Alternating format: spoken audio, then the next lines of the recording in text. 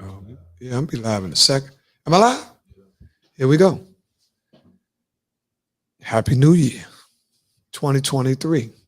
First time you see me on Slink TV.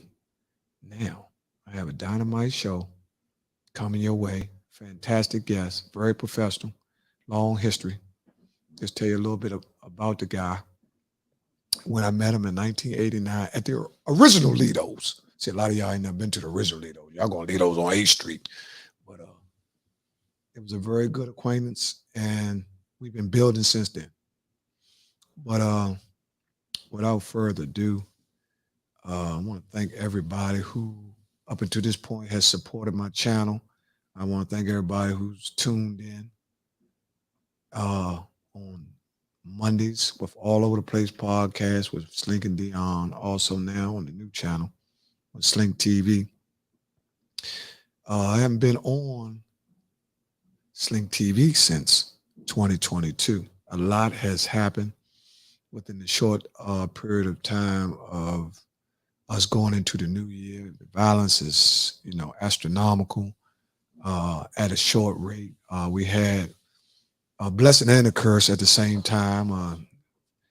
Buffalo Bill guy, we all shook up the nation. We all thought that actually, spiritually died and was revived on the football field. First time we ever seen that ever watching football in our whole career. Hey, Rob Jackson, how you doing? So that shook the world up, but it kind of like brought the world to a standstill. It's going to be some events in life that'll bring the whole world to a standstill. COVID was one of them. COVID was an event that happened that probably you won't see happen ever again in the next 100 years, where the whole world was like shut down. A functional world actually shut down like a prison, where they started giving like junior martial law. You can't come outside, go inside, got to wear a mask. Everything was mandated. So restrictions and laws was coming from up top, which was basically to secure the health and safety of the world. Now, if you notice, COVID has picked back up in Beijing. If you go over and if you look over, if you watch the news, I don't know if y'all watch the news, Beijing has like went berserk over there. They don't have no bed space. It's picked back up. The hospitals are full, and they're trying to figure out what happened. It just jumped on them again or whatever. So it's real bad over there. So we finally, have been getting a little bit of room where we can say that we coming out of COVID, where people feel comfortable on a daily basis, not wearing a mask in certain areas where they have enough space where if a person sneezes, it won't affect them or whatever. But still, in certain times of the day, in certain places, in certain areas, it's still good to have your mask on because for the highest protection of yourself, sometimes I think it's just best to do the right thing, man. That's how it is, man. I just, this is 2023. We're just breaking into it. It's January the 12th. January the 12th. Now, I'm going to tell y'all something. I'm going to teach y'all something, right? This is something y'all probably never heard. You got to be around some country people to tell you about this. In January, the first 12 days of January tell you the weather for the year. You didn't hear me though. I'm gonna say that again. I'm gonna say that again. And then I'm gonna get to where I'm giving it from. In January, the turn of the physical year, January, the first 12 days tell you how the weather is going to be for the whole year. Let's go back. January 1st, do you remember how it was? It was beautiful. It was beautiful. Now today, was wishy-washy, the 12th. This will be December. You got to do the backtracking. And I'm gonna tell you what they got that before they had all this intelligence and all that. That's how people right. And where this comes from is before technology and all that. This is how people used to farm. That was their weather calendar. This is how they plant seeds and crops and all that when black people used to do all that before they had all this technology where they could say, oh, it's going to be like this. And what they used to, the first 12 days, they would tell you how the month of December was going to be. The 11th day will be the month of November. The 10th day will be the month of October. The first day of the year will be the month of January, how January is going to be. You know what I'm saying? So that's how they used to plant crop and all that. You can do a little research on it. It's old. Only people, somebody that had a farm or something like that. You got to go a little bit back, maybe past. I think you probably could ask your mom. And she probably said, oh, I heard of it. Because, a lot of times they don't talk about a lot of stuff that was said or, because everybody on technology, they don't want everybody to know how late they might be. So they try to kind of act like they don't know nothing about the history, you know what I'm saying? But, working around some old times, they had farms and stuff like that. That's what I learned. And I was like, man, that make a lot of sense. We was thinking before they said we was thinking. Okay, all right, just want to say that. Just want to let you know. Without further ado, I'd like to bring my guest in. He is Gary Toot Johnson. That's after he shot an air ball for real, baby. Here he is, y'all. Shot an air ball at 3 o'clock. Oh, man.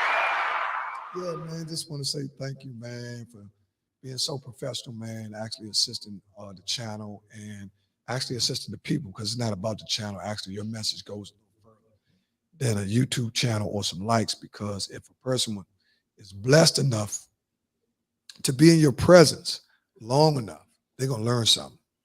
It don't matter what level of intellect they think they may have. Mm-hmm. They don't have what you have. You know what I'm saying? Because every man is given his own portion of understanding. Yes. Right? Yes. But, sometimes people get around the same people all the time. They end up having the same conversation, talk about the same things. LeBron, you get around certain people, when you get around somebody that's a little broad, but a little further, you're into more things than sports. Yes. Active in the community. Yes. You also was a former runner-up for councilman. Yeah. What ward was that? 5. Ward 5. So your resume, like I said, I said in my trip, I said, man, I'm an old fan of good dope sell itself, and your resume speaks for itself. Yeah. And it's 2 terms, because sometimes you got to be able to reach everybody. Mm-hmm. See, you just say Star Wars resume, man, you dudes ain't never worked. Yeah. They go right. So I got to give them their language too. Yes. So I can try to get everybody to understand. But man, yes, I'm so grateful to have you here, Slim.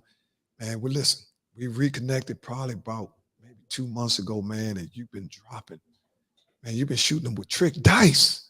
Slim, I'm talking about, man, you've been sliding them jewels all across it. It got me stuck, right? Broke my conversations up to the point where I'm like, man, I mean, you're not like you all actually, you speak people's thoughts. Yeah. Like the vibration, it's got, you talked about that today, where you talked about frequency and all that. The dudes ain't used to hearing stuff like that on a regular basis. Yeah. So sometimes, it take them a minute, because, we're a little rough around the edges. But once you start consuming the information and start understanding, that we got a lot of electricity running, frequency, whatever current, there's something running through us. And you talked about it today. But before we get all the way into that, I'm gonna let you introduce yourself, man, and what you got going on, and give a little bit about how it was coming up, because you come up at Emory Heights, right? Yeah. Well, all the people tuning in, for those who don't know me, I'm Gary Johnson in my professional world, but in my urban world or community, I'm Tutu. Right. So right. I'm known as Tutu when it comes to the city, the streets, and the basketball world. I'm Tutu, but in my professional space, I'm Gary Johnson. But yeah, grew up uptown originally first, and then we moved over to 21st and Benner Road, Northeast. So oftentimes I say I'm a gangster and a gentleman, right? Yeah. I got the best of both worlds. So and shout out to Uptown, Sam 8th, 9th, Kennedy, Emory Heights, and shout out to 21st, Benner Road, I Street, Maryland Avenue, Langston Terrace. Like, that's my family too. So yeah, but born and raised in DC, heart of the city, man, love my city. So been able to do some great things. God has blessed me. Athletically, able to get a scholarship to go to Southern Cal. And play basketball at one of the highest levels in the Pac-10 and compete with some of the highest level of competition. The Mike Bibbies, the Burn Davises, the Jason Turries, the Eddie Grade A talent. Right. Michael Dickinson, Brevin Knight, right? And that, you know, the Pac-10 is known for point guard conference. So, you know, I've been blessed to be able to go out there and be able to perform and kind of like be able to dominate that type of competition. Mm-hmm. And so, you know, left academic, played professionally a few years over the water overseas, and came back, got into education, and I served a lot of capacities in education, from teacher, 7th grade science teacher, 9th grade U.S. history teacher, 10th grade modern world history teacher. I've been a dean, I've been a vice principal, I've been a professor at UDC, I've been a director of education. So I've been able to do a lot of things when it comes to like education and youth development. Went back to school, got a master's degree from GW. Mm-hmm. So they allowed me to kind of like get a bachelor's from USC and get a master's from GW, right.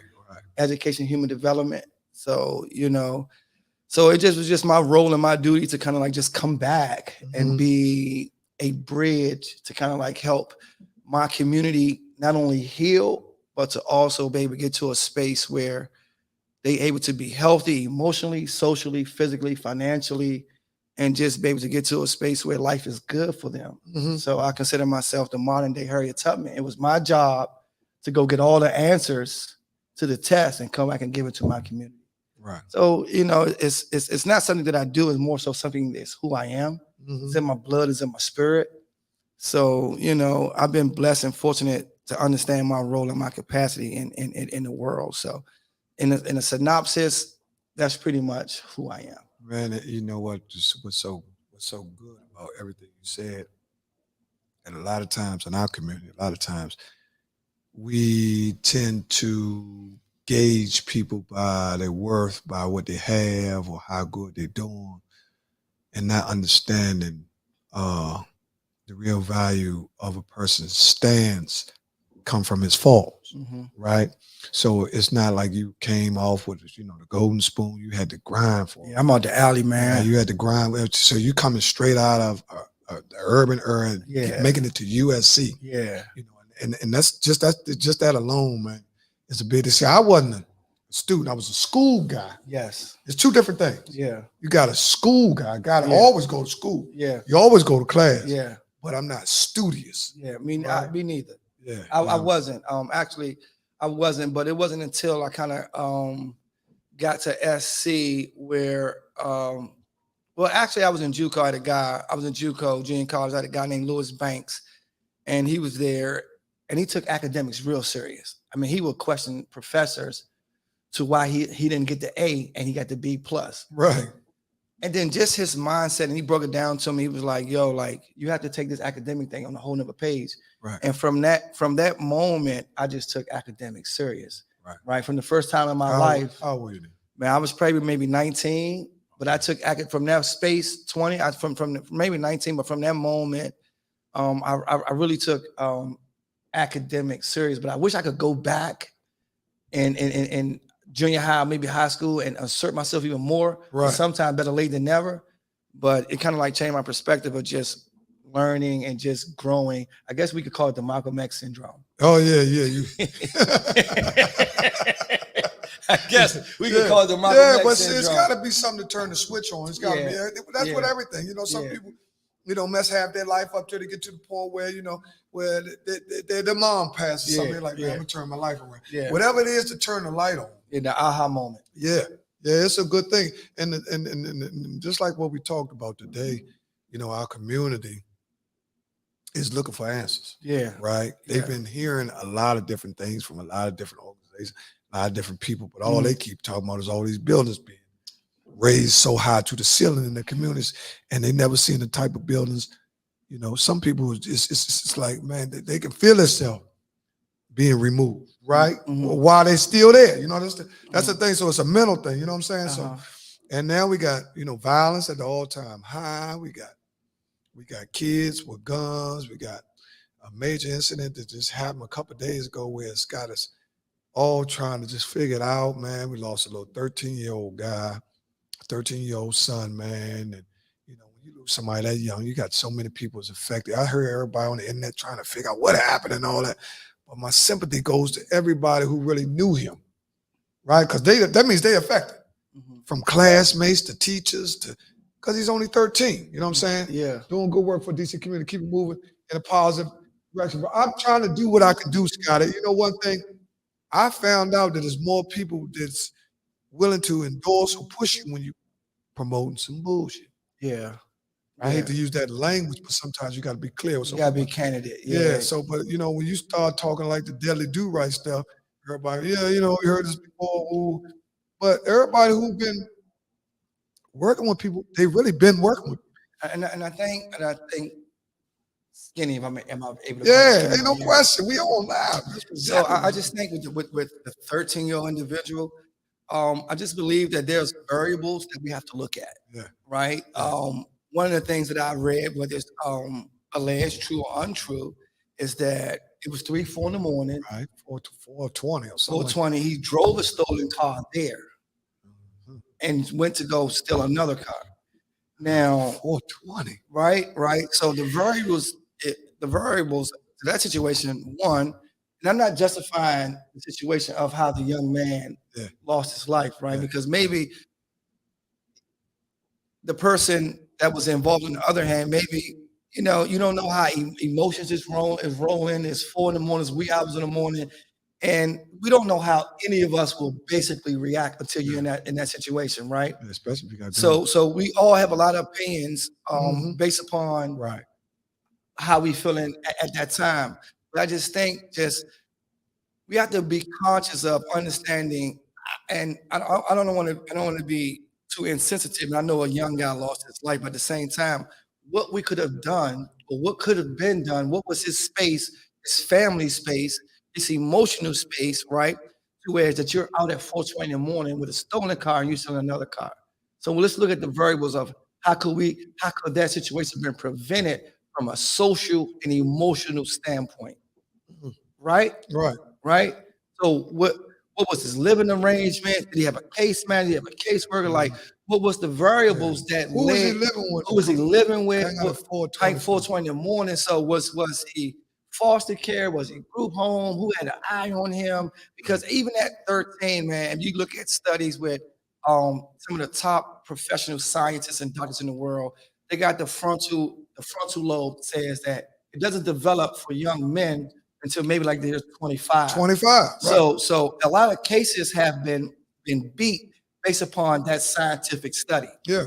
right? So we can't really blame that young guy because the environment of the city is just Yeah. atrocious, And we don't know what. right? So, and if we go into a behavior space where we adapt to our environments, Yeah.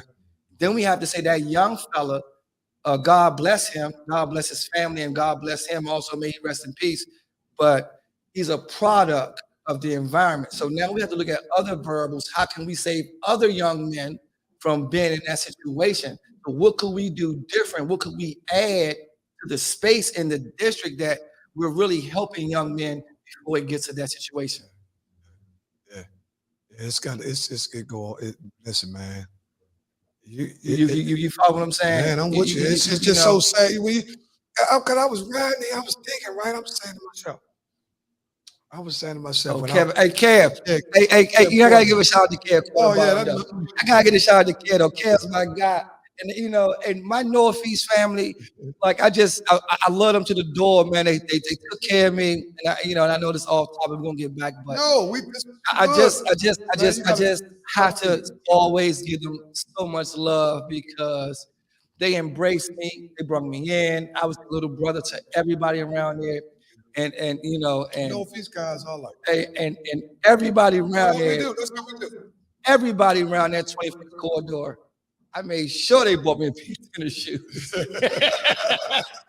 So like they made sure I was good. I didn't have to do anything I didn't want to do. Like life was good for me They play fair. What they do when I was good. So and give credit to the big homie. That's my guy. I can't not say shout out to CEO Kirk Ball, my man. So you know what I'm saying. So my Northeast family, love them, no question. Kevin, Great guy. all Kirk good Bones, men, man. Kirk on TV. We just see. Yeah. I interviewed Kirk during the pandemic. Yeah. He was talking back then, but I interviewed him back then. I got on a phone call, somebody merged the deal. I got on the phone with him, I talked to him, and he was like, okay, cool. Yeah. I'll do it. Yeah. Then once he got talking, he said, man, I was thinking about doing a podcast. This would be probably before premeditated But COVID had everything on Yeah. standstill. Yeah. I was like, I think it's a good time to go, Yeah. right? Because everybody's sitting still. And we get that traction. Yeah, they got at least eat. What else they gonna go? Everybody Yeah. locked in. They want something to do, and people, they got engaged. And I had them on. It was a great guest, and man, it was good, man. But listen, man, it's. And I want to shout out my mother. Like, I'm not sure that my little cousin, I gave him the link. So if my mom's looking online for the first time, you could I call. want to shout out my mom. You could call your cousin Like, and see if he call your cousins. You know what I'm saying? My mom did a great job making sure, like, I got through the trenches and made sure that I didn't veer left. I want to shout out. Everybody know Miss Linda, so I gotta shout out Miss Linda. That's my girl though. I gotta shout out. Yeah, I gotta shout out Miss Linda though. That was like my sister. I tell you a story, right? So living uptown, when we're backyard in Pleasure, used to play at the Ibex for $7. So right, $7. I think I'm 14, 15. Yeah, okay. Right. And my mom was, that's my girl. So the whole neighborhood is going. I said, Mom, I want to go. I clean my sneakers and all this crazy stuff, right? Yeah. Mom's walked me to the go-go. Right. So walking me to the go-go was cool. Yeah, because everybody's everyone knows what's up. I'm moving around. So mom's walking me to the go-go. Give me the $7, go to the go-go. I'll probably with y'all get our pleasure. Right? When I come out, my mom's there. I'm like 14, 15 years old. Right. My mom's there outside. Right. So the young ladies don't know how old I really am. They think I'm a little older. So they trying to give me a vibe when we leave. Yeah. But my mom is there. So the young lady's like, who is that? That's my sister. I said, that's my sister. You had to get stuff on. It was my mother. My mom always gave me the space to grow and develop. Right? Never had a noose around my neck. So that's my girl, though. So you did a good job. My success is her success. Listen, I want to give a shout out to my mother. Listen, this is what I talk about all the time in the barber shop. I talk about it all this time, right? Where I say that the woman, especially over a boy, her son, is now, it's different now because morals and values is different now. Parents are a little younger now. They kind of like they treating their boys like the guy they want to date. Yeah. Instead of, that's my boy, I got him. You know what I'm saying? Yeah.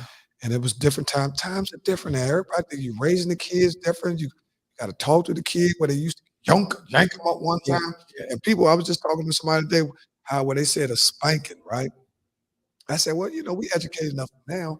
We don't have to be the kid. Yes. But you can pop it. You can pop them. You can pop the shit out of them. You know what I'm saying? Because popping me understand. Yeah, that wake you up. Popping me understand. And that's let you know I'm in control too. Yes. You understand? And you need more popping. And you explain to them. And then the whole goal is to start early. Yes. Because if the habits are built like that, that's a lot of times with a parent. Yeah. You know what I mean? I see kids coming to barbershop. Some kids come to barbershop, first thing they do is they attract me. So they get in, run down the aisle. You know what I'm saying? Big, you know what I'm saying? But honestly, kids, right? Kids, that's when the parents are, boy, come. You know what I'm saying? Yeah. That's it. And sometimes you talk to daddy, they won't run with the daddy. They know that. Mom say, boy, because it's masculine. Yeah, right. And one of the things I did though, like, being in a position where I was able to delve into like some real estate opportunities, man. I made my mom my business partner, right? And that's the one person, we all can really trust is your mom. And so some of the real estate ventures that we have, I just made my mom just my business partner. Because where we come from, opportunities really is meek and slim. Mm-hmm. And then so just bringing my mom and my business partner that she's like, she went into real estate where we flipping properties, and she's a landlord, and she owns property as well as I do. Mm-hmm. So I think it was just my duty to be able to make her just a mesh. I mean, who else you need? I mean, you know what I'm saying? So that's my girl. You know what I'm saying? That's I tell everybody. I tell all my friends, right? And their mom is still in their life, man. Listen, these are the most precious times of your life. Oh man, your mom. Yeah, no question. People, listen, man. I'm married, right? Which took a little bit of the losing of my mom. Right? Yeah, true. Because when you got a good wife, yeah. Because you kind of like when you pick your wife, gotta be able to see some of mom. It's simple, mom. Ain't no question. The door. And I can see it because first of all, they're the only ones know I get the pinky underneath the Yes, skin, yes. right? And they be Yes. right. They ain't just getting Jamal. these people. So I'm saying, Jamal, huh? Jamal, Jermaine. Jermaine, get some water, please. Yeah. So what I'm saying is, you know, the moms and you know, I got I got a channel called Man Time All the Time, which is great. We got to get that. because that's a priority too. Yes. He want water. He don't want no. Yeah. Yeah. Water. Yeah, Thank he you. want- Yeah. Yeah. That's the water he want. Yeah. Yeah. Man, smack me. Smack me, man. Hey, You know what man, I'm what's saying? wrong with him? That's so true. Yeah. Then what's true? What's true, Tariq? What we talking Thank about? Listen. The mom, I used to say this, right? It's just my theory. This ain't written in stone. Sometimes y'all got to come up with your own quotes. Yeah. And start reading something. Yeah. See, when you get in tune with the creator, you're going to get some quotes that's solid and stone anyway. This is one of my quotes.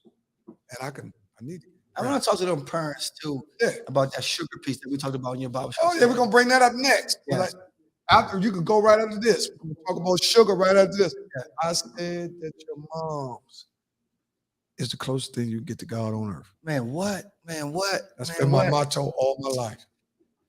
Slim, Closest thing you get to God on earth. and I'm gonna leave it at this though, man. Like, my mother's been my mother. When it was time for her to be my mother, you know, I'm gonna give you a couple stories. My mother's always been my sister too. Right. Always been my sister. What's my mother? There was a boundary. If you cross, I gotta see her. Right. Boom, right? But she always was my mom, but she gave me a sister fact. Yeah. Right. So I had a comfort level where I could go speak to my Talk mother, to her, yeah. but I couldn't tell her everything. Right. Some stuff that required a man's perspective. Right. Yeah. Right. Right. But I could come to her for the most part and say, Mom, X, Y, and Z, and, Right. and Mom's gonna give me law to the door and not be biased, right? So and growing up, I was a little loose. Like I ain't gonna hold you. I was a little loose. Like I was really like everybody from Paul Junior High, Truesdale Uptown. No, you went to Paul. I went to Truesdale and Paul Uptown. They'll tell you like two was off the chain. If you speak to any of them, they're gonna be like, you know, most likely not to succeed. Right. So yo, right. So but it's ironically, it's funny how things turn. Yeah. So that's why I never closed the casket on the kid, because I was the kid that they closed the casket on. I put my hand on and said, wait a second. Yeah. Hold up. Yeah. Hold up. Yeah. But that's right though. You Yeah. right though. You ain't telling no lie. So you know, and you know, there were times where I got caught cursing in the hallway. My mom come and smack me in the hallway from the whole school. Right, I'm up 11th grade with the teacher. I'm not sitting in my seat. My mom come in and smack me in front of the teacher. That's 10th grade. Yeah, I'm 11th grade of 11th, right? smacked it. Like 11th? cold soldier, but I'm a cold soldier. Yeah, you then, take that joint. But, You look my around. mom letting everybody know, like, he's still under rule and law. Yeah. I don't know what he's doing in here. But that's good love. Hey, what? So I said that to say that so many kids and parents that I grew up with during that time would probably still be here if they were able to get that kind of like that vibration. Yeah, but you got to get the tough love too. Yo, you got to get that vibration, yo. So that so tough and because of that, like I wasn't a saint or anything like that, but I wasn't off the chain either. But I kind of like knew my limit because I did have somebody to answer to. When the clock strikes 12, when we talked about it today in your barbershop, I say certain things I just knew I couldn't do. Well, we also right.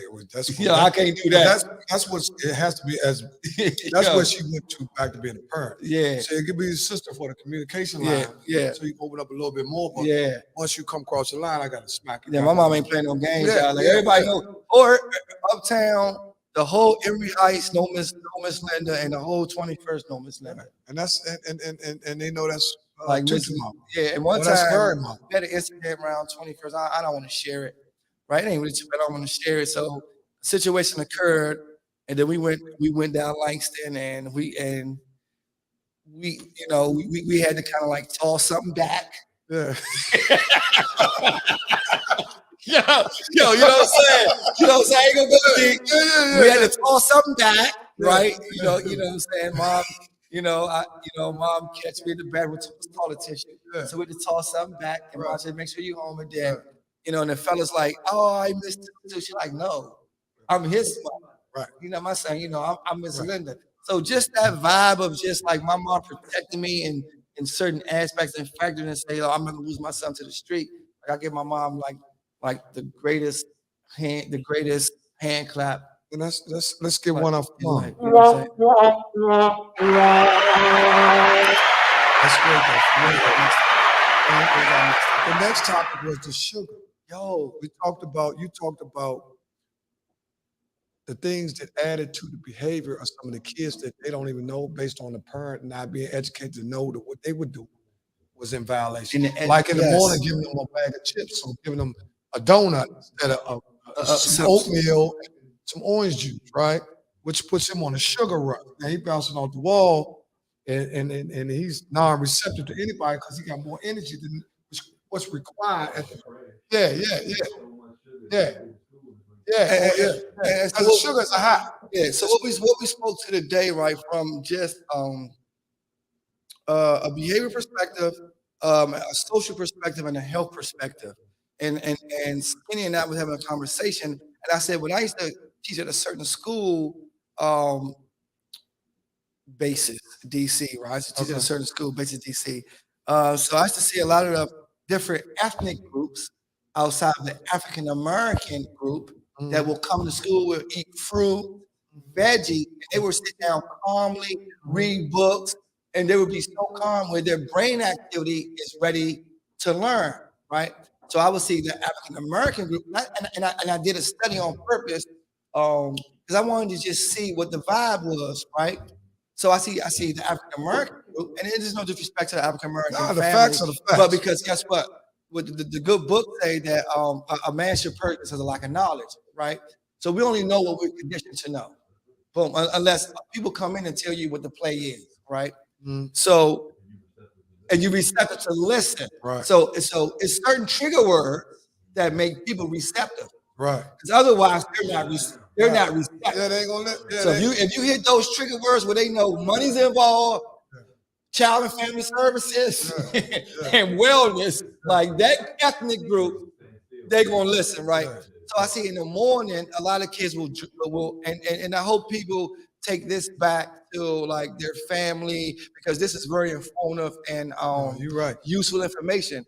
So in the morning, the normal black family will get a kid, just hypothetically speaking, a juice in the morning, a fruit juice in the morning, which is loaded with sugar, a Snicker candy bar that's loaded with sugar, bubble gum, and all this stuff that's loaded with sugar. Bag of chips, right? All junk food before they get to me. So you give them junk food in the car, then you let them go to the store because you give them $7, $10, and then they're going to smack to the store. So they're going to sugar up, and so by the time they get to the school, they're charged up.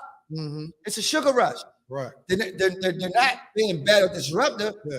They're off the sugar. Yeah. And so when I call you and say Ray is charged up in here, we're having a hard time controlling him. You come and beat him in front of everybody because I had to call you at work. Right. That's a form of child abuse. Right.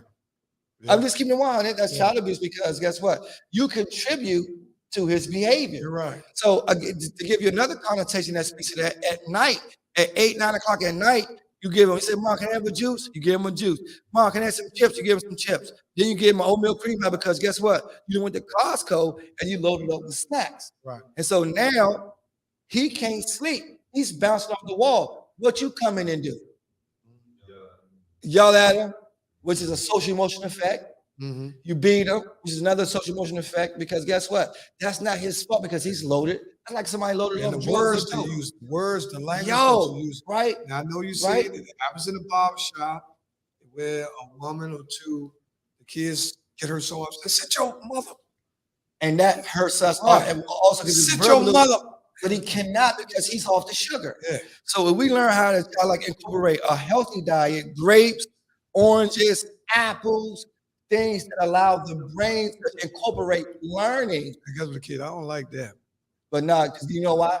because your taste buds, since you've been birthed, they give you that juice bottle at 2. Yeah, right. You had that juice bottle at 2. Right. So you look up. No, because guess what? I'm gonna give you another aspect, and we're gonna change the subject. Because if you look at the molecules on YouTube or anywhere else, right? The sugar molecule and the cocaine molecule share the same molecular structure. That's crazy. So you are. So you going just like. Yes. The sugar molecular structure Right. and the cocaine molecular structure Okay. share the same baseline. So somebody that's on sugar, somebody that's on crack cocaine, they share the same neurological interaction. They go both be They height and charge, right? That's crazy. How can sugar share the same molecular structure as cocaine? Well, you know, they talked about everything white that they've been giving us ain't right. There you go. So when we speak on this subject, man, when we speak on this subject, man, it's just for people to be informative. Sugar is killing us. No longer that you give for children sugar in the morning to go and learn, because it takes away from learning. So I'm glad we be able to spit that out to them so somebody can walk away with something. Now you covered it from a health perspective, which now it's another squeeze. Now here comes that outside force where inflation kick in, where the stuff that's really healthy is outside of people's price range, so they compromising their principles to fit inside their wallet. So dude like, man, I ain't paying for that, man. All that organic, man, that jump too high. A Chinese man told me, right? Right. Now a Chinese, but I'm gonna speak on that too though. About the $200 tennis shoes. I'm gonna speak on that too though. Skinny. A Chinese man told me, he said it was borderline racist, but I understood his perspective. Right. He said the one thing that throws me off with Black America, right? You rather pay less at the grocery store, but more at the doctor. Whoa. When he gave me that though, right? Because guess what, right? Because I was dealing with a situation where I had some gastrointestinal situation where I had to see the doctor do X, Y, Z, right? And so when I had the Chinese doctor, so when he gave me that little vibe, it changed my whole thought. He said one thing and he said, because he gets so many cases. He said the thing that threw me off about Black America is that you rather spend a little bit at the grocery store, but more at the doctor. Yo, is that real or not? I wasn't even mad at the guy. Yeah. I said, guess what I told Doc? I said, Doc, thank you. Well, you know what that means to let you. I said, Doc, thank you. Chinese doctors too, though. Chinese doctors, and we're not being biased or racial sensitive to any perspective, but this talking about Gary Ernest Bill. This motherfucker. Hey, Sweat. Hey, no, look, I got a story with Sweat too, though. This man burnt out. Sweat, no. Funny, man. Sweat, my guy, though. Oh, yeah, I had to be able to Sweat house, eat chicken wings and all that good stuff. Man, that dude funny, man. Sweat Bill. Yeah, that little baby. Baseline Bill. Yeah.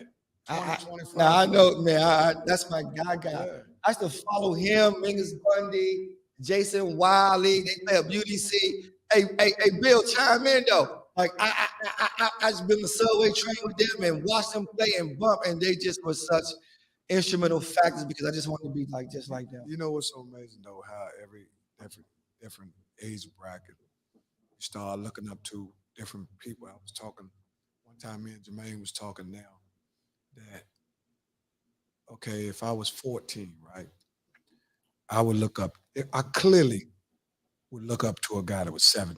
Yeah. Clearly, without no hesitation. Because number one, I had always seen him beat a dude ass I can't whoop. Yeah. That's number one. See, he's 17 now, I'm 14. Right? So I done seen him beat a dude, so I didn't want that smoke. So now, but that ain't the issue. The issue is just that's how we was trained just to look up to somebody. Now people don't have nobody to look up to. They looking at people. Yeah. You know what I'm saying? That's why they kind of like don't respect nobody because they think everybody's on the same level. Even if a dude is practicing bullshit, they think you on some bullshit. You know what I'm saying? Yeah, so many topics to discuss. Like I got so much to speak to. Let it go. Let it go. Like I said, let it go. I got so much to speak to. Let it go. That's what you just knocking on the door so you can crack it open. Sometimes it's like the gift and the curse. Yeah. Because you speak from the heart, you speak truthfully because you're speaking for the advancement of everybody, whatever their perspective is. And then sometimes you may come across that you're hating on somebody. Yeah. But you're really not. But everybody ain't trying to advance. Because there's levels to certain things. And shout out to Kirk Smith, like one of my good men, though, man. That's one of my That's You're one. a That's DC one. legend. Yeah, that's one of my good men, and I learned so much from him. I learned a lot from him, and then you know, even to that space of me being a Red Cup, a lot of people like gravitate to a negative connotation. But but what people don't know, when I was on that Red Cup show, like when the show was over, They was one of the first ones that did it. I stayed till like 7 a.m. after the show was over. And man, Kurt and Charles instilled so much in me, and just when I gravitated from trouble, just like how to represent the district. Right. Like honestly, you follow what I'm saying? Because no one could duplicate what he did. Right? He's a special guy. He's our guy. I was there when he really is our opposite. Yo, he's our opposite. And He really for real. But guess what though, right? He's the opposite. When Baltimore came down here 5 deep, all we said was one thing: trouble. So that's just a real factor. So you know, and one of the greatest things I got from him, like he showed me on how to jive. Like if you want to represent the city, this is what it looks like. Like that's just like we talked about that. Like cold blooded. We talked about that's my guy. I told you about when we was at the Dome. I think I'm trying to figure out what year it was. It had to be between 97 and 2000. Yeah, franchise was up there in Baltimore, and we were struggling, but he was still getting buckets. Yeah, getting one. He stopped us from getting gutted because it was 12 would have been 20 easy. Yeah. But he was at least coming down getting them slow twos. Excuse me. Teardrops. Excuse me. Excuse me. While they trying to shoot a 3 and all that be up. Yeah. And it was a lot of hype. Yeah. They stayed calm. You know what I'm saying? Yeah. But they got up to the porch. And then they made some changes. Then DC came back and got him. I'm sure you're familiar with him.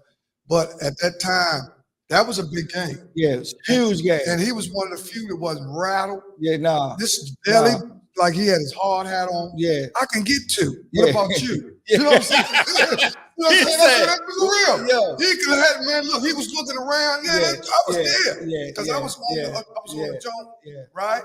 And the Dome is set up where they got a big wall, man. Wall probably about 15 feet high. Then they got fence. Now, if you get on a brick wall, you can stand on a fence like this, and you're gonna look right at the game. So I'm on the outside, good. Man, ghetto fabulous. That was ghetto fabulous.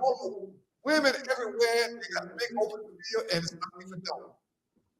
A dude was down on the floor. He said, "Skinny," and I looked, and me and the dude tight. We ain't tight right now, but at that point, he said, "Skinny, man, come on down." I said, "Man, it's coming down there, ain't no space." I mean, it was literally nowhere to sit. But he had a spot beside him right there. He said, "Come on down." I said, "Man, you got?" He said, "Yeah, Slim, it's totally different from watching a boxing match ringside and being in the audience." I don't think you can find another guy at Trouble's height across the nation that is dominant as him. I think he's in a class by himself when it comes to at his size and what he do. Slim, I'm not like I'm not gating like any other city, like because everybody got their man in their city. But I don't think there's like at his size and what he does, I don't think there's another person that can match up across the nation with what that guy did. Man, I'm for at real. that size and height. Man, Like, I don't know why they ain't no doctor. We need a real doctor. Listen, this was the only thing. And I'm gonna say this. That's our guy, though. This is one of the reasons why. That's our guy. Like, ain't no funny. That's our guy. This is one of the reasons why I started the channel. Excuse me. You good? During the era where, handshakes were being made. Right. That era. He was like the representation, like of the era. And you had other great guys that was y'all like doing their thing too, though. But to be the face of that era. And he was the face of that era. So, and it doesn't take away from anybody else, though. Like, we had some great guys that did great astronomical things. But just to be the face of the district, you gotta understand that, right? You playing ball in your prospective places, and then you being the face of DC is two different things. Yeah. That's just how this how DC works. You could be over there and be the guy in college and all that, but the district, 37, Montana, Riggs Road is just like, cut the jokes though. Hey. Yeah. This is the hey. But you gotta be able to flow all over. You gotta be able to flow all over. That's why I said that's why I said that was one of the things why Right. Yeah, we can do that. I got you. That's one of the reasons why I said that he could So we have- get that young man his flowers. Yeah. Get that young man his a flowers. docu. Every other town have docus about who they call great.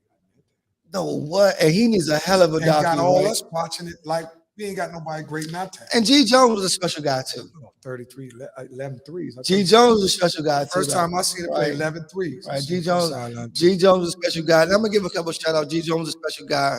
Soldier to the door, man. Wickedest man alive, as Miles called him. That Earl Pep Tyson. Oh yeah. You know what I used to call Pep? I called him White Mike. I used to call him Slick Rick because you know why? It was the moment I feared.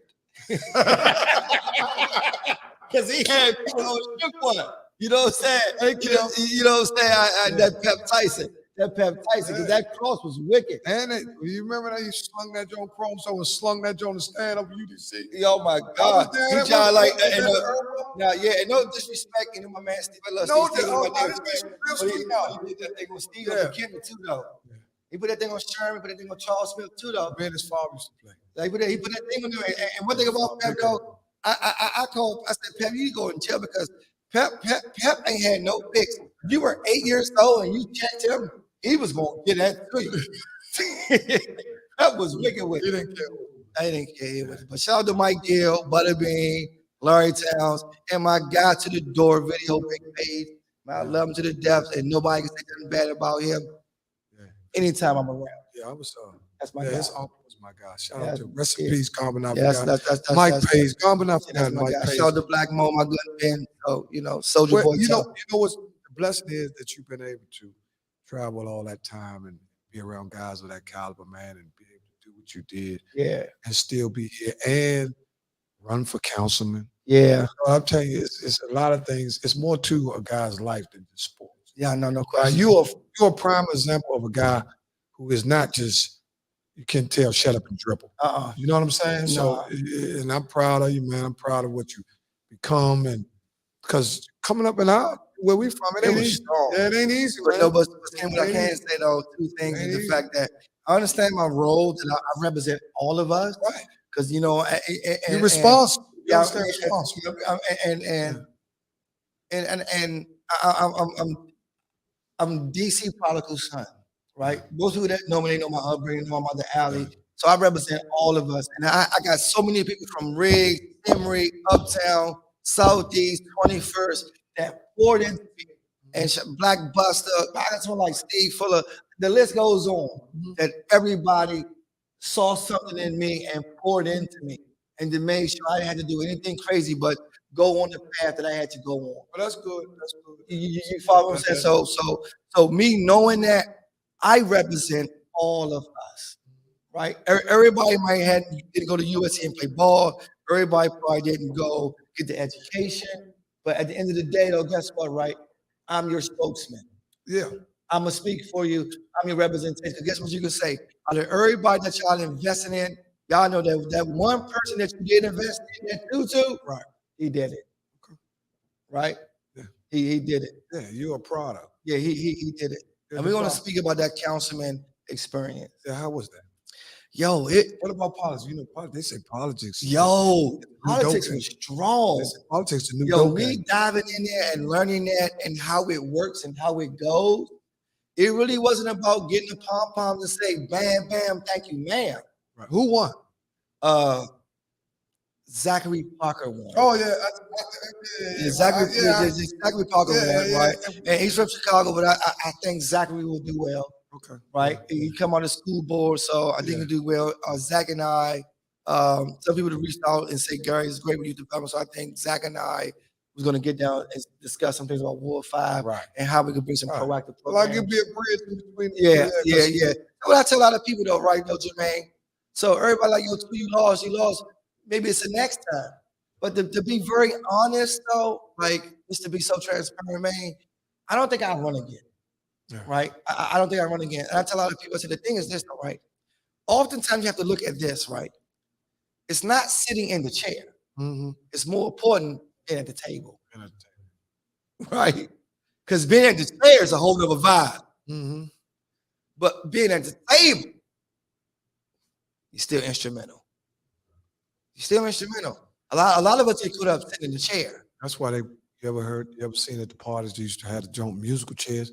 Yeah. Sometimes you go Yo. around the corner, them chairs be gone. Chairs be gone. Yeah. So a lot of times, right? Okay, cool. Understand your situation, right? So I just knew my avenue and my aim. Of course, I wanted to win. I wanted to push. I wanted to go hard and win. But at the same time, right? I knew I was a voice for the urban community in Ward 5, and almost so DC too. So I wanted to speak on topics that what needs to be heard, because we don't have a voice for real, Yeah. not a voice that's well respected, right? So me coming from the alley, coming from the hood, and doing all the stuff I've done in education, and having an academic, astute background. What was that word I said, Skinny? Astute. Okay, Jermaine, right? Not a flute. Yeah, Astute. right, having an academic, astute background, I know I will be listened to. Mhm. So I can speak to things, and you have to listen. Yeah. Who is the guy? Yeah. Oh, he born and raised from here. He's ST, he's GW, woo woo. Like Gary Jones, oh, that's Tutu. Yeah. So when they get to real certain spaces with certain people that's in the politics already, they know Tutu. Right. So that's Tutu.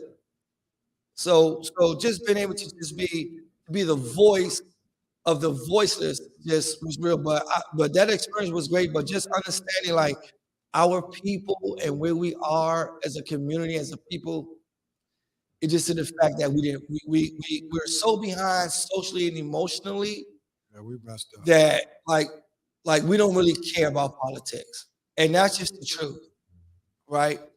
All the transients that come into the district care about politics because it serves what they need, right?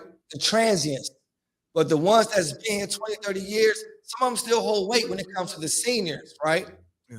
But some of them, the other population, like the Trinidad, the Maryland Avenues, all that, which holds the largest Black population, I'm knocking on the door and trying to introduce myself, and they saying, "Who is it? You got a cigarette?" So it's just a different vibe. Come back, I'm cooking fried chicken. So it's and I can also credit that to they've been let down forever. Yeah, they don't believe. No, they've been let down forever. So I can't attribute to that to like, oh, you saying what? Yeah, all right. Yeah, all right. Because somebody yesterday came and then I did that for them and they didn't do what they're supposed to do for me. So a lot of stuff for me though, Skinny, I use this word a lot. I look at the variables. So those variables allow me to understand and don't hold against nobody, because we come from a space where the variables is real. Yeah, in firsthand, you got a chance. The variables is real. So you got a chance to see it all firsthand. But yeah, it's respect. So speak to the seniors and talk to the seniors and hug the seniors, and the seniors tell me what their vibe is. Please don't. You know what? One of the greatest benefits from this, and we could probably change the topic after this and go somewhere else if you want to. So when I went to some of them senior buildings, you know what gave me the most, and I haven't shared this with like nobody. This is the first that I shared this on the show. Skinny, Jermaine, you know what them people told me, Slim? Yes, sir. You're our next man, Barry. I was like, wow. That had to be, that had to be inspirational. Yo, I was like, wow. So the seniors saw me as that. Yeah, because they seen you kid. Granted, I didn't win, but they saw me as that. And when they tell me to say, yo, they go out and do stuff with me in campaign, and they to beat other people, he's our next man, Bird. And them seniors not gonna say that if they're not heartfelt. They ain't gonna lie to Ain't no faking in there. Yeah, they're gonna tell you the truth. So for them to feel that vibe with me was amazing. It was enough for me. You follow what I'm saying? And I know the districts have grown in a different capacity where we have different transits in the city that has a major influence in the district. I do understand that. So and I'm not mad at anything, but let's still be to a space where if I come and speak to you, whether it's the new Attorney General, the new Ward 5 City Council, what could we do to kind of bridge the gap in some sort of capacity, because the only one thing I'm concerned with, we have to stop mothers from crying. Mm-hmm. That has to be a priority, right? And one thing about that gun situation, and I'm not the sharpest knife in the drawer, but I'm a little sharp.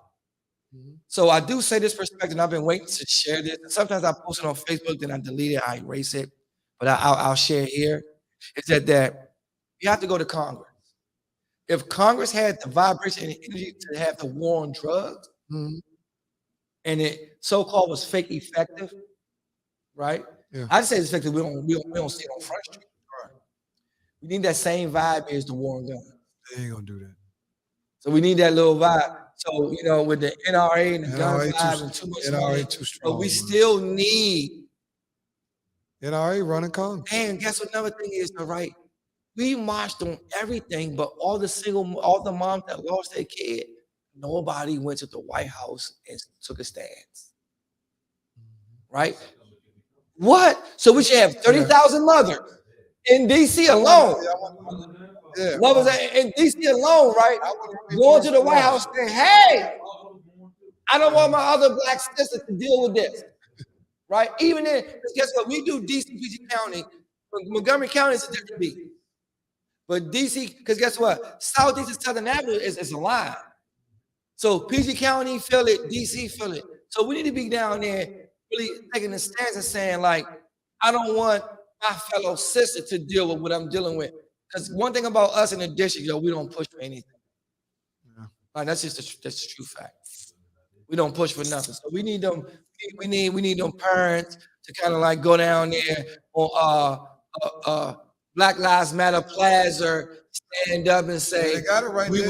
want to, because guess what? We want to push to slow this thing down in this district, because Slim, we're dying at a rapid rate. And guess what, right? No one's listening and nothing's been done. What do you this make it so bad now, because it don't even have to be no age bracket now. It could be 6 to 80. With all these guns out here, this is saturated. The neighborhood is saturated with guns. Everybody feel like they have a gun. You take a regular person, ain't never had a gun all his whole life, because it done got so unsafe in his mind. Now he feel like he gotta have a gun. Now it's like purge out here. Yeah. Everybody got Yeah. a gun. You know what I'm saying? Yeah. So now you got people 50 years old, ain't had a gun their whole life. Gotta Man, get I'm getting one. a concealed You joint, gotta get man. one, gotta Ooh, get one. you know, so now you got this. Everybody got a gun. Any small altercation, we gonna handle it with a gun. Ain't nobody gonna say, "Hold on, let me go put my gun up, Slim. We can go rumble." Yeah. That's not it. They gonna pull a gun because nobody want to get shot with the gun. Yeah, You know what I'm that's true, saying? The that's last true. thing you want to do is let somebody whip out on you and you got a gun next to you and you had a gun because you was faking. You know what I'm saying? So you got to be careful, man. It's guns at all time high, Yeah. and our community is saturated. Yeah, that's real. What's this? That's real. That's real. That's, oh, okay. That's real. That's real. Yeah, okay. You know what? That's real. If you came up in this time, Mhm. what do you think about the public school system, DC public school system?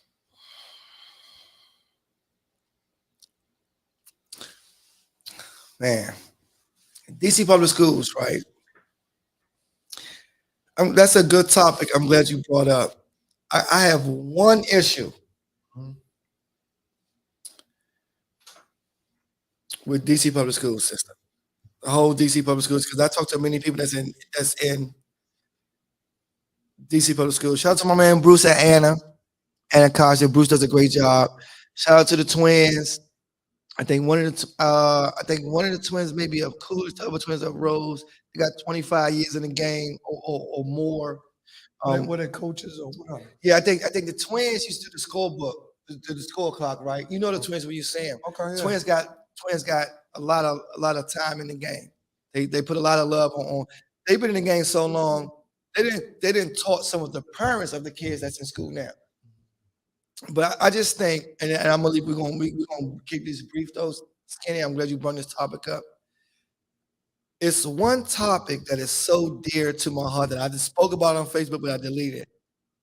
We have to really address the marijuana usage with the youth in education. in education. So I understand the 70s with that group. That group demonstrated the proficiency and the capacity to smoke the weed in their ear and still get it done. Mm-hmm. For real. That hippie era. Right. They That's successful. That's 70s. Cut it out. They successful. Government job, this and the third. That hippie era is successful. They wasn't burned out.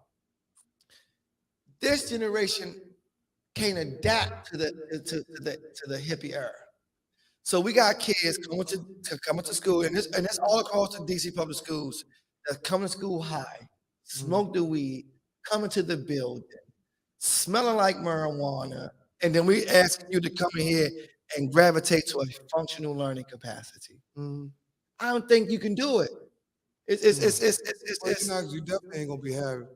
You ain't gonna be plugged in. Yo, right. I just think, and the first thing they said that DC marijuana is legal. Yeah, but is it legal No, it's not legal. to underage youth? Nah. Right? I don't think it's appropriate as a 16-year-old that you're smoking marijuana and you're coming into a school setting. Because guess what happens is, from a bigger perspective, and I'm promoting this as a major space. If I'm leading any type of institution, and your 16-year-old kid coming here high, 2 days in a row, the third day, your parents going to be called, and I'm going to tell your mom. I say, hey, well, your kid is 16. They came in here high, and I mean, you put me in a space where I have to call Child and Family Services. Now we're talking about overall wellness, and I'm responsible for that kid learning. I'm asking mom to get involved. It's where you be basically doing like a bluff tactic. Because guess what? I'm gonna tell you what's gonna happen, right? Jermaine being candidate. Now, but being candidate, right? I'm gonna tell you why, but being candidate, right? So we're just speaking, and I hope a lot of schools gravitate this concept, because guess what's gonna happen? Mom got other kids, and mom got checks for other kids. So guess what we're gonna do though? Once we get that Child and Family Services, that's a different game. So, mom, either you get this 60-year-old straight to come to school right, or you risk Child and Family Services showing up, taking the whole check away. So if we can't get the mom involved on a regular level, Mom and dad, or if dad is there, hey, guess what, mom? If your child come here high again, we calling Child and Family Services. Because now we're going into a space of overall wellness. And I'm responsible for the kid learning. And I don't think your 16-year-old is able to learn at a functional capacity under the influence of drugs. Yo, I'm just keeping it 1 million. I ain't saying weed, I ain't saying marijuana, under the influence of drugs. That's how I'm turning it. That's how the youngins say, kill. That's but you know what's so crazy. That's how I'm going, Jermaine. That was so crazy. Because I gotta force you. Because my job is to make sure you understand and you learn. So whatever I gotta do to make sure that I give you the essentials and the tools that you're able to be socially responsible in society, I just gotta do it. You know what's so crazy though? That's the weed is just like every other product. It's just so saturated into the community where it's like guns. Yes, it's like guns. Everything is dumped at our disposal. And like you say, if the structure is not there, it's going to take more than the structure. Sure, don't do that. Hold up, go to school first. Smoke a jab, you get off. There's nothing there. You just right, because the whole house smoke. Yeah, the neighbors smoke. What they tell you, the people tell you on TV is cool. It's weed now. People, man, when we grew up, we couldn't go to corner store and be a weed store. Well, it was one of them. So Jermaine, what can I use? So Jermaine, guess what? Right, in our community, weed is the new liquor store for the youth. That's what I'm trying to tell you. It's placed in the community. People think, man, no, it's placed to deter the young people. It's in there because see, they can get it just like they can get alcohol. Yeah. If you was 15, you get somebody to buy it for you, right? Yeah. Same thing to do with the weed. Go in there, Slim. Give me. We just talked about the $12 a month. Give you Yeah. Let me tell you what happens though, right? So Jermaine, right? So Jermaine, listen to this though. So guess what, right? So let me get a perspective. So one hit that outside, he come in late, we give him a pass to come into the school. Now, the teacher, it took the teacher 20 minutes to calm the class down to create that learning window. So now we're in a space where the class is calm, the learning window is taking place.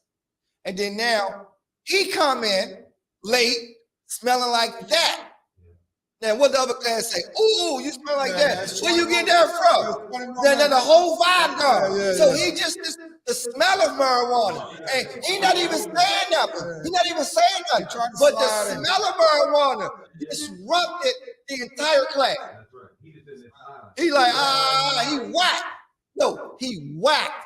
So now the kids like, where you get that from? John, you smell like that. Where can I get that from? You high as shit. So, right, so excuse me, my friends. So it just disturbs the culture and learning environment. And you just, because I'm gonna keep it 100 on the educated perspective. The last thing you do is teach. Your mother, your father, your sister, brother, your confidant, your counselor, do all of that. Then you teach. Your window of teaching is a 12 to 16-minute window, and it closes in seconds. So once that window opens, you gotta Master P, flood the gate. Right. Because once that thing closed, back to what they do. Oh, that's game time.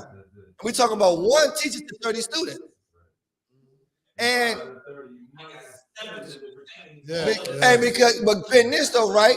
Then you have a teacher who's not culturally induced to the population, right? So we talking about what's that V word again? Variables. So you see what I'm saying? So it's just a lot that we gotta just look at. Man, listen, you come out here, skinny, Tutu Wade. Oh yeah. Oh, he call you Wade. Who we calling Wade? These youngers on fake pills more than weed. Hey, listen. Well, you could be true. It goes to get you hooked on the pharmaceutical companies, Kevin and friend. Yeah, because guess what though? Hey, so George, but guess what, right? So the thing is, some of these kids, right, been taking medicine since out the womb because their parents is. So I'm gonna tell you what happens with that though, right? And Dr. Umar Johnson speaks to it a lot, right? Because you have teachers who's not culturally adaptive to our population. So the moment they can't calm little Johnny or little Ray down, guess what they say? We need to look at special ed services. The only thing, and you know what special ed services mean? Medication, right? Really? Yeah, man, special ed services mean medication. But that's why I tell parents a lot of times, right? When I meet with parents, I say, guess what? It's your job to tell us how your kid best learn. Because who know better than you? Better. We don't know better than you. So tell us how your kid learn. So I can incorporate that into my strategies to make sure I service your student. Right? But I'm a cultural person. I'm from here. So I understand Ray was me. So my vibe is different. But when you and just figuratively speaking, when you got Amy that come from Maine, Miss Jackie come from Vermont, and they come from Colorado, they come from all these places, the cultural adaptation is not present. You follow what I'm saying? I'm with you still. So we just have a lot. You gotta, man. You know what? We just have a lot going on. You cover so much, and then on top of the kids growing up, what they see as a guide pin, or like I said, someone to look up to. Now we're seeing people at a younger age look more dysfunctional. Yeah. So if I'm 18 and I look whack, then a 13-year-old looking at me like, that looks cool. Where when I grew up, like I had my men tell me to go to school. Like all the guys that even whatever they would do, and man, we had dope things to show to go to school. That I come up different. I'm a little older. That guy had dope things. They was dressed up. They wasn't looking like mom. You thought they had a job. They had slacks and shoes on, but they shoot dope all day long. They go take a show to go to school. They say go to school, and you know, like I ain't gonna name drop, but yeah, but one of the big fish around 21st, one of my good men, I said his name previously, I ain't gonna name drop though.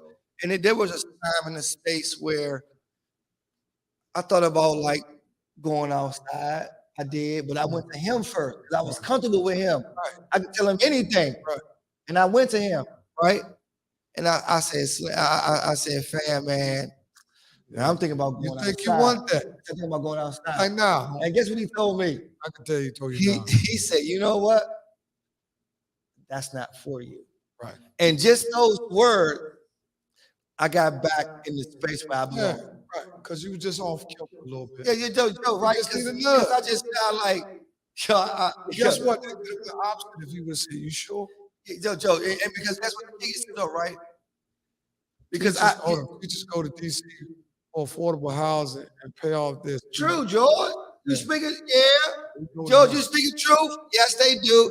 Because DC offers so much. They're going to do 2-3 years, get all of that, and they're gone. There was I read a report maybe 2-3 years ago, prior to the pandemic, where DC lost 250 teachers.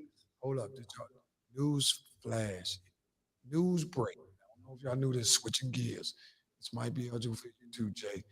If you got over $100 worth of tickets, you don't have no. Since when? Since yesterday, it's the law. If you had $1,000 worth of tickets in DC, you don't got them no. DC is sweet though. You could win in DC. All you got to do now is pay a $98 or something like that, registration fee or something. Go look at the law, and it just came out. What's the date? The 11th, right? Or the 12th. I think it came out on the 10th. Where if you got $3,000 worth of tickets, you ain't got nothing. Yo, DC is, listen, You don't have to pay them. DC is the best state in America because no other state offers what DC offers.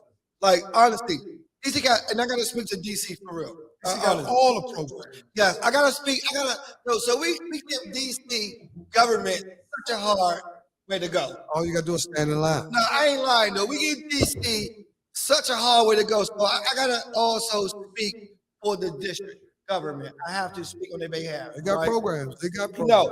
No. They got you can't go to another state in America. What do we get from DC? Yo, Maryland offers nothing. Compared to DC. No, DC will help you get on your feet. DC will pay your electrical, they will pay your water. Like they got programs for all kind of jobs. So guess what? Now it goes to a space where what are you doing? What do we? Okay, I'm gonna ask everybody here, Jermaine and Kenny. Is DC going to be red? Gentrification. Yeah, I listen. I'm gonna tell you the truth though. Might be right, George. My perspective, like 5 years, he said it's going to be red. It's 2023 now. Is gentrification a bad thing? Because guess what happens with gentrification, right? DC had to look at gentrification. And guess what, right? The Black community in the district wasn't in a space where they were able to hold and maintain the district. Come on, Skinny, talk to me. Well, they couldn't afford to play. Yo, right? No, but still, right? The drugs, all this stuff. Are you in a space to keep the city afloat? Well, we're not with the new development. But before, okay, talk to me how. Not based I'm gonna tell you what happened though. Not based on they did. But how can we invest in you when you're not prepared emotionally and socially to take on the vibe?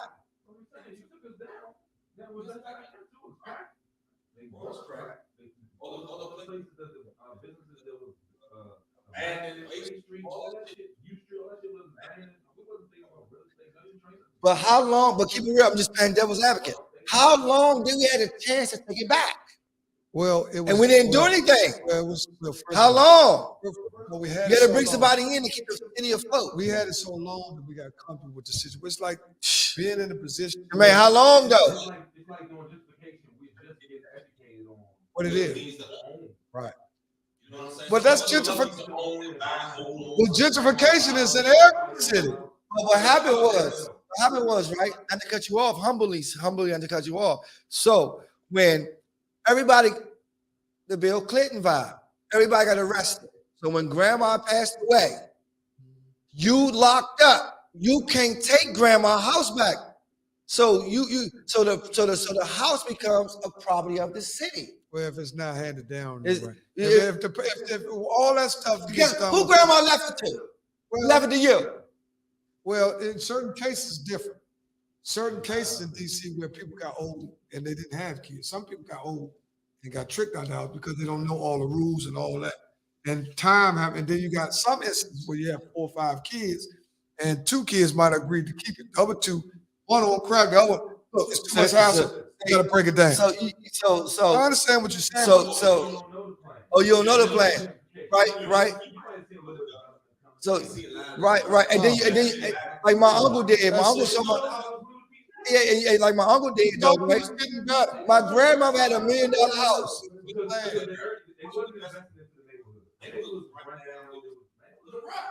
The man, Let me get some money out of this house now and go give me a TV Clint put the plan in place. I'm gonna tell you how it really went, right? I'm gonna tell you how it really went. Listen to, I'm gonna tell you how it really went. Clinton locked him up. Then lock more people up under his administration than any George president. Bush built Yes. the prison. Right. It's all a hand in hand. Clinton locked him up. Bush built the prisons. Right. They wasn't listening to Barack. Barack let him go. Trump let him go. Mhm. We think they're doing with Biden. Put him back in there. Yeah. Right? I just went home with some documents. And you know, they done slip some shit in his bag. Yo, He done took some shit on by accident. I ain't gonna hold you though. Like I ain't into politics. Okay, though. we're gonna move to- 800,000 homes, looking over ODC for. Okay. Who said we're going to move into these $180,000 new homes? But guess what though, right? Hey George, guess what, right? The transit. But guess what though, right? If you're in a space, listen to this though, George, probate. Right. Yes. But George, listen to this though, George. And I'm speaking from my That's perspective. it too. That's what I was talking about. Estate planning. Black families that talk about They state don't- planning. they No. They don't even have people. George, I'm going in right now, People George. don't even have. People don't have that. Wheels or nothing. I'm going there now, though, George. So guess what, though, right? So guess what with that space, though, right? Bring it home. We got. Go ahead. Bring it home. How many minutes we got? We got 20. So boom, we good. So George, boom. So from my perspective, right? Honestly, give me 100 though. I'm on man time. Yeah. Gentrification works for me. You know why? Because the cultural diversity, I'm able to go in these spaces and adapt. I live in DC. I live in DC, right? So I'm able to culturally adapt. So I can speak to that race, and that race. And by me being a landlord and owning multifamily units, it helps me with my value of the properties that I own. So if you're able to adapt to the adaptation, you win. But check this out. Check this out. Yeah, wait, hold on. We're gonna get to that. By design, you're able to do that by design because it's all about the numbers. Okay, if 2% get through, cool. But 98 ain't. So you lose because we lose as a whole because you're really, for real, people think that That's your true. worth is That's true. yours. That's true. Your worth is ours. Yeah, ours. Right? Because we stronger because we the poorest ethnic group. Yeah. 'Cause we don't own nothing. Yeah, we own Right? So you own something, Yeah. but you're looking good to your peers. And I house my black population who destroys my stuff. Yeah, but but you I know, do you got house. a conscience.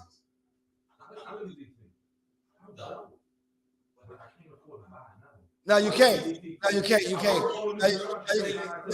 afford to buy nothing, though. Yeah, you can't afford it.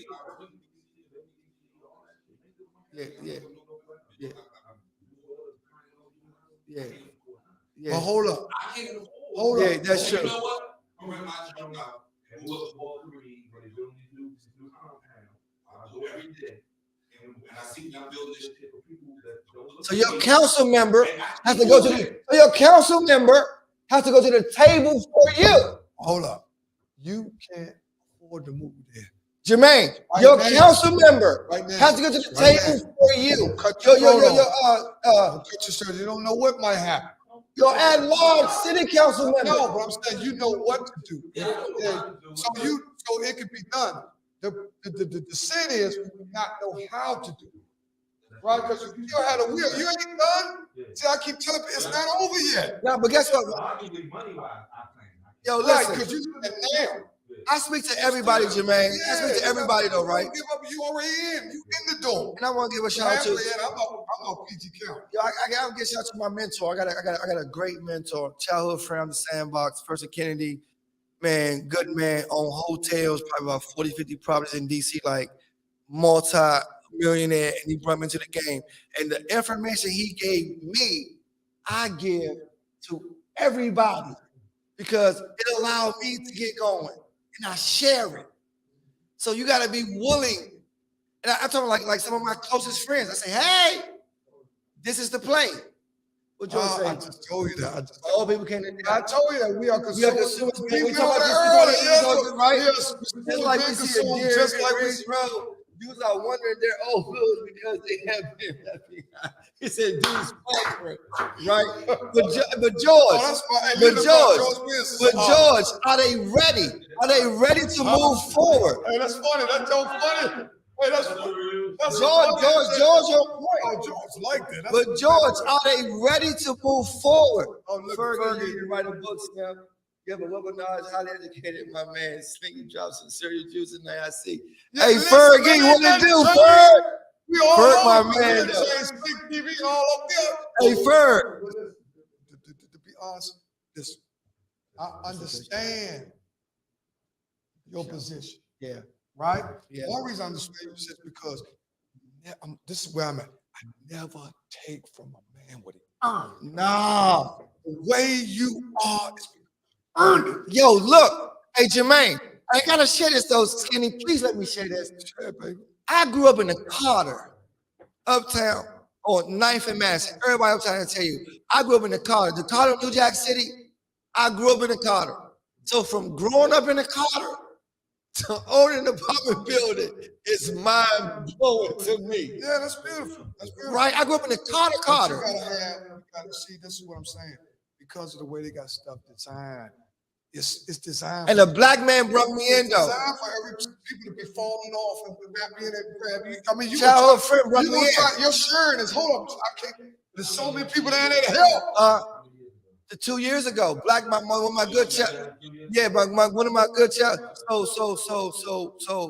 that's how I was able to child like work my play. I bought a property, fixed it, flipped it, got the bread from that, and then bought a apartment building in Southeast. And then I did the Section 8 thing in the Southeast. But I had a childhood friend that owned hotels that threw me into the game and said, this is what you need to do with X, Y, and Z. Right?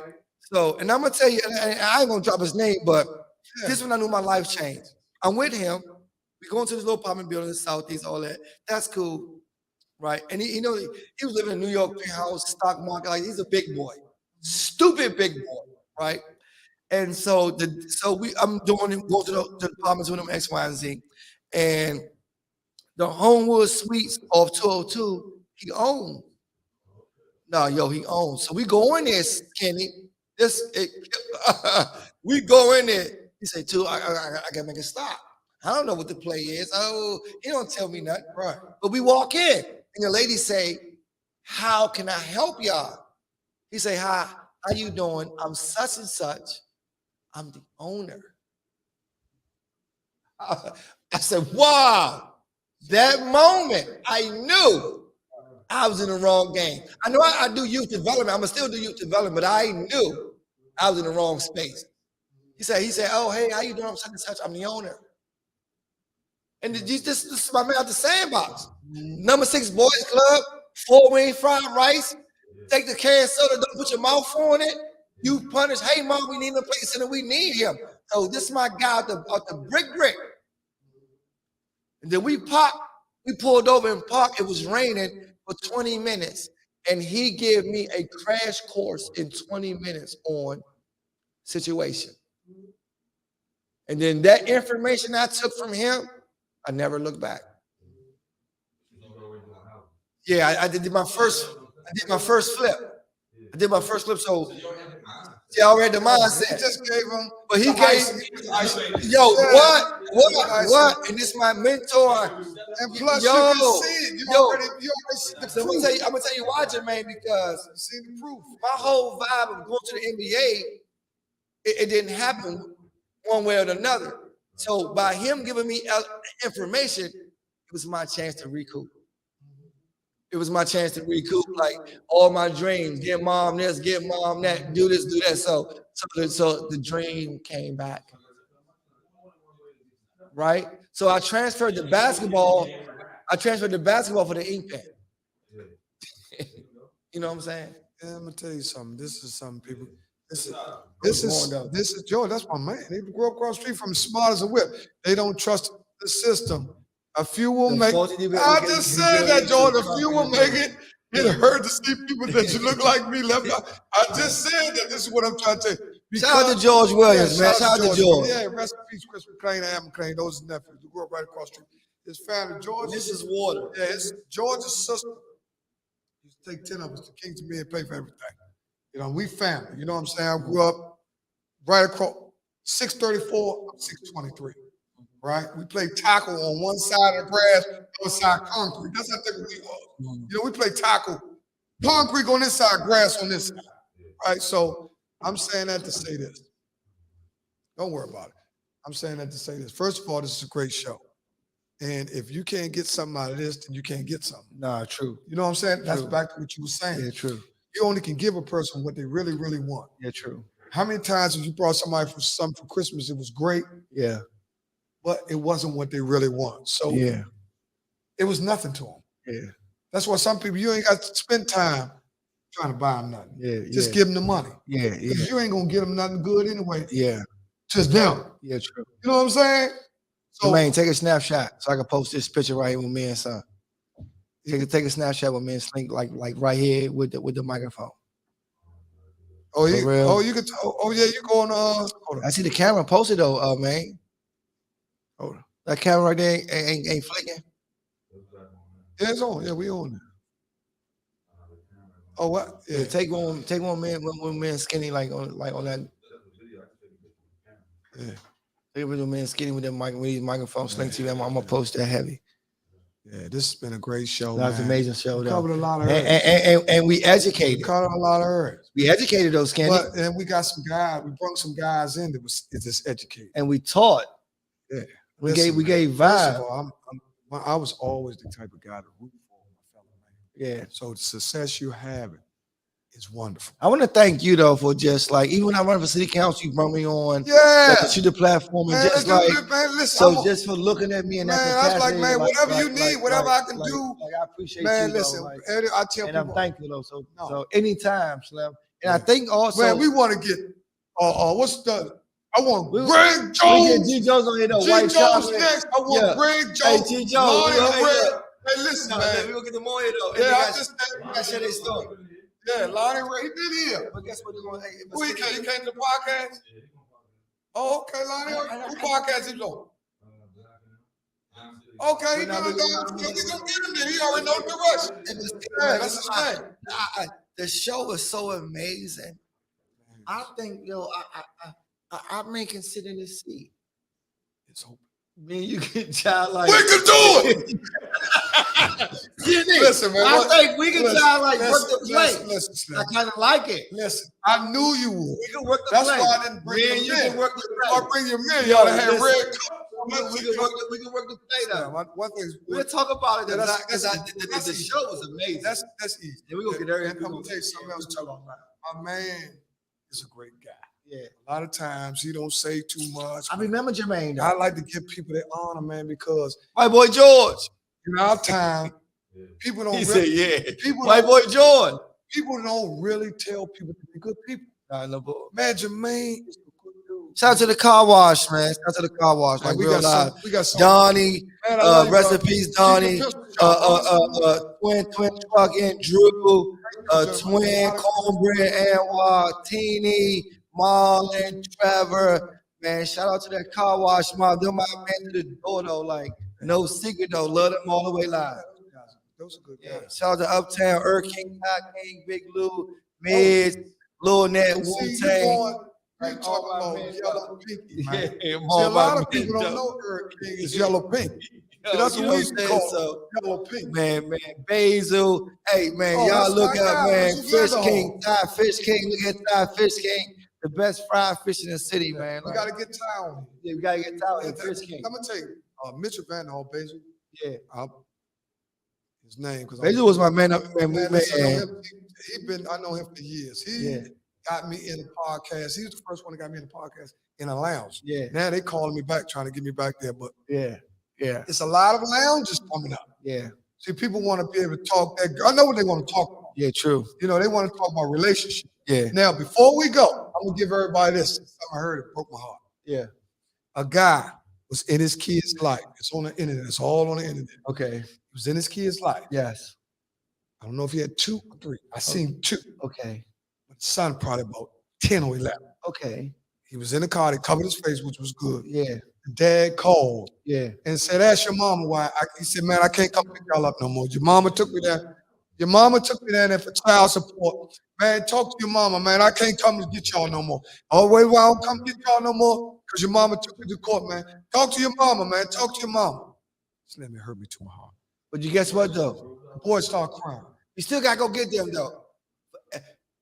And excuse my French, Ain't right? no question he gotta go get him. That's what mom did. Yeah, You gotta still get them. they gotta get him. Listen, right? Like, listen, right? Yeah.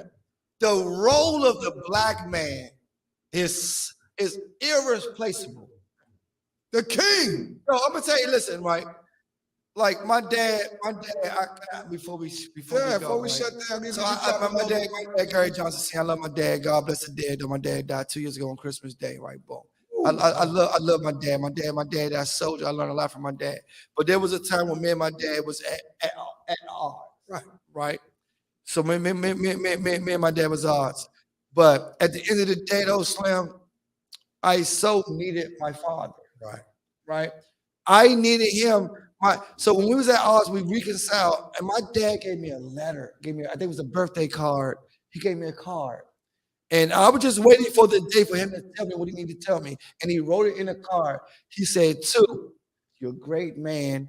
You did what you had to do. And I know one day you will be a great father." Mm-hmm. After that, I was done. Yeah, but that just I ain't need no more. because you was able to digest. I ain't need it, but no, I was waiting on. So right, despite like whenever, I don't know how old I was, right? It didn't matter. That's the rites of passage. We all waiting for our dad to give us the rite of passage. And when I told my mother, I said, when Pops gave me that letter, Slim, You felt like you did it. the party's over. You succeeded. Yeah, I succeeded. Yeah, was you? Fuck accolade. You succeeded. Excuse But my first grade. I got a son. I got a 30. My son is 35, and we don't bump heads. And see, I tell him, I said, "Look, I understand. Yeah. He's the only child Yeah. of mine. Yeah. I had to leave twice. Yes. So he's the first. He's the Yeah. oldest. Yeah. So he took the hit first And y'all connected. and hard. Y'all connected. Right. And Y'all so- connected. And then when somebody said, "Man, hey, Lord," I'll be telling them, "Hey, it's her." Yeah, You know what I mean? yeah. You know, because a lot of times sons don't like all that little junk. Yeah. They want to be their own man. You know what I'm saying? He got his yeah. own family. Yeah. I respect him. He got 2 kids Yeah, and his woman. yeah. And listen, I respect and see when your dad can see that you stand on your own. Yeah.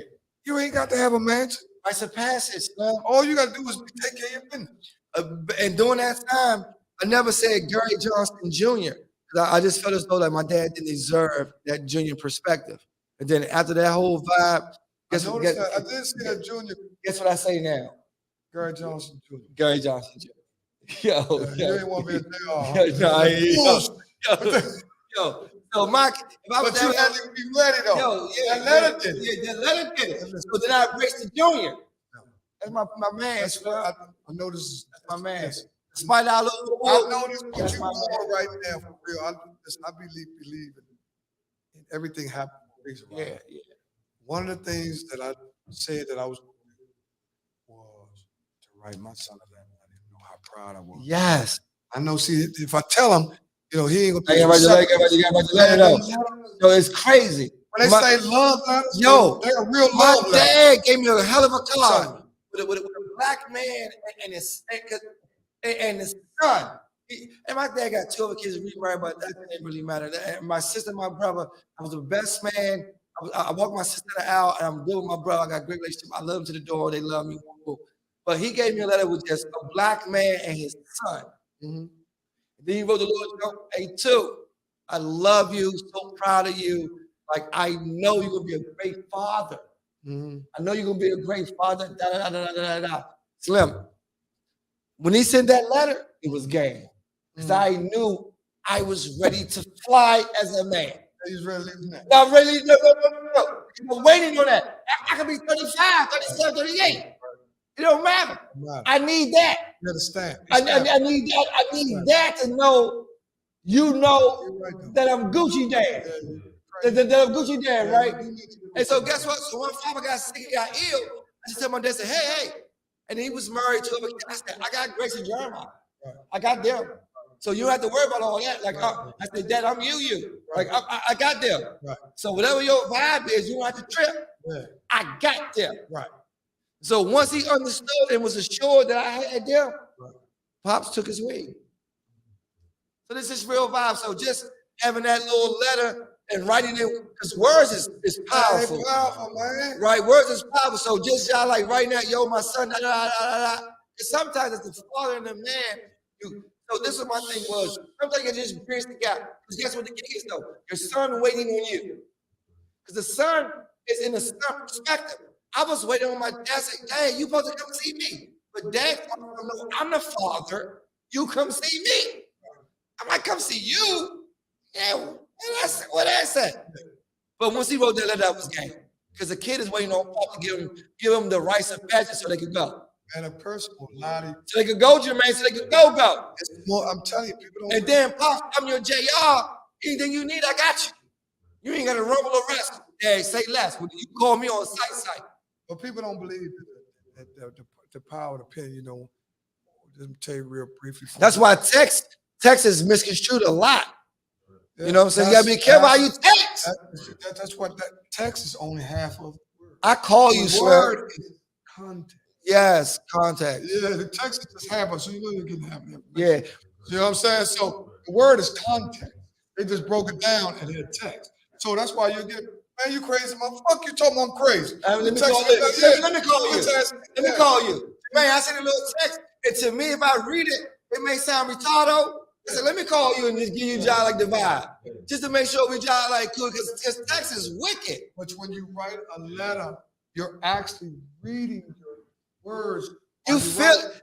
That's why. Excuse my French. You feel that shit. Yeah. When you read, yo, in a car, it's a time and thought, and it's the key word start with an M. Meaningful. That's why so many times a person start writing this, like, shit, don't stop there, scratch it out. Yeah. Rough drive, they're like, man, they ain't you know what I'm saying? Because once you already, you gotta love you. Hold up, let me scratch it. What we can do later. You know what I'm saying? You're gonna break it down. So you actually reading what you write. So you know I can't even pass this bullshit off on me. I know he ain't gonna take that. You know what I'm saying? This shit don't even sound like me. No. So let me put in here the words. And guess what else what letters do? Letters are the best way of one-way communication. Yes. Because he don't time now I'm good. You know, sometimes people block shit out. Yeah. Man, I'm good. That shit, I'm all right. But when you read it, you take it different. It's internalized different. Yeah, you internalize it different though. Like that's my man. Man, we used to have a thing when I was in college, right? We said, you know, that was big. All of us, I'm good with it. Yeah. We used to have a thing. If you was good with a pen, you keep going. Yeah. You keep going. Because right. Loves to read. It's the letters. For man. Yes. Right? Yeah. So we would say, if I can get a year, we would say, you're not a penmanship. Yeah. Guy. Yeah. You can't get a year out of one. Yeah. That's our thing. Anything over a year was a bonus. I mean, oh, you really, you got 3 years. Oh, you sit up. A gold bar, you know, a gold bar. You know, you got step money. You're like, man, we ain't putting. It's no substance there. Yeah. People can see through what you put down on paper. People, they trying to get. Listen, that's another topic. How me and my wife was talking about that this morning. She's talking about these kids don't even know their own address. They don't even know their mother and father phone. I said, baby, they ain't growing up in that kind of time. They're growing up on contacts, right? They on contacts and names. They don't even know how to write in cursive. No, they talk, how they text. I want to share one thing. Black love is real. Oh, ain't no question. Black love is real. Black love is true. Oh, black love. Yeah. Ain't no question. Black love is real. Black love love is true, though. I gotta give you black love is real. Black love is true, though. Listen, man. Right? Listen. Black love is real. We're gonna have another conversation with that. Black love is real. Black love is true. G. Jones and Lionel Ray. We could do that. I know we can do it. That's easy. I know we can. No, What do they like? that's easy. What do they like? Yeah, that's easy though. That's what I like. G. Jones on deck. I know, that's man. Hey, look, I call him Doodoo. I call Doodoo right now. Doodoo ready to go though. Doodoo will come on. Yeah, we need him. But That's easy, man. we're gonna talk about this That's show. so real, though, E. I know that it's a lot of guys that admire that, Yeah. right? Because one of the things about him, and a lot of guys in DC done did a lot of things, played a lot of ball. But some guys, you can't vouch for. Yeah. You can't vouch. They good dudes. Yeah. But you're not gonna say, oh, that's hey, good guy. Some guys, you'll say, hold on, that's my guy. Yeah. You know, when you walk out that door, you're not worried about nobody shooting at you. Nah, hell no. That's what you gotta worry about these days, because Yeah. you really don't know. I said, not gonna do. I said, come on, do the house in the morning. I said, dude, we got a game. He sleep, knocked out. Whatever he's doing, He knocked out. He had a long night. I said, son, we late. Hurry up. Right. He washed face, brushed teeth, Right. and go for 49. yo, it just was. It is what it was. It is what it was. Son, go like. He's a special guy. He's a special guy. Like we was a juke on the guy. Like we shared a lot of stuff. Like he's a special guy, man. He's a special guy. He is. He lit my lights up. He's a special guy. The first time I ever seen him play, Special guy. probably was maybe about 1990. Two. 11th grade year of Cados. Elvin and them brought him down the country, Yeah, down yeah. right? And we, because we in the door, we watched. We got the shorts. Yeah, Kirk got the shorts. I'm gonna get down. I need all that. Yeah. You get him my man Step. Rest in peace, Stephon Jenkins. Yeah. You get him my man Step, because Yeah. he used to get Kirk used to get Step a lot of stuff. Yeah, Right? yeah, So Greg's the baby, yeah, right? yeah. Greg's the baby. Because we don't know. We check it all. We on the side. We check it all. Man, look. Before we knew he was, he had 11-3. Yeah, 11. That's son, 33 without a layup. I'm gonna tell you what he did one time, right? I'm playing with Tech, 10th grade. Boom. So me and Greg squad. So Greg could go. So Greg got a little dude named from 10th grade. So pull off the gangster grills at 10th grade. He on the gangster grill. He's like, nigga, don't touch that ball, all that shit. Yeah. I said, Greg, what you got? I said, no. What's up with your man? He said, "To you good." Is he fucking like And I love Poo-Poo. I got to this day. Right. I said, "Greg, what's up with Slim?" That's how the veil used So to we be. still grade though. So we know what the play is. Tell Greg to come in real strong. We playing Tech up Lincoln. I said, Greg, we both started in 10th grade. I said, Greg, man, what's up with Slim? Man, Slim John, like, yeah. Right? Greg said, no, to you good. I guess what I said. Hey, inbound. Inbound.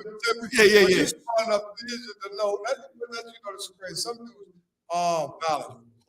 But they don't mean no harm. That's just the way But they that's how they. And man, until this day, Bush got until this day, and on Gangsta Grills on Man Time, me and Pooh is the dearest friend. Yeah, it's gonna be that way. Amazing show though. Hey, I want to say thank you for inviting me, and I just had Man, listen, had an man. amazing time. Man, listen, this is the first part one. This first of the last. We got to get your crew here. We're gonna bring one at a time. Yeah, I got you. We're gonna GG it up. Yeah. See if we can get your man, which I know there ain't no problem. And guess what we're gonna do too for the crowd though, right? So no disrespect. We're gonna all come in peace and be respectable, but we're gonna get Victor Page on here. Get Victor Page on speakerphone. Okay. And we let him tell his story, Right. and let him. No problem. I can say that yeah. because I'm a recipient. His uncle was one of his uncle when I was a young guy and I Yeah. first entered the law facility.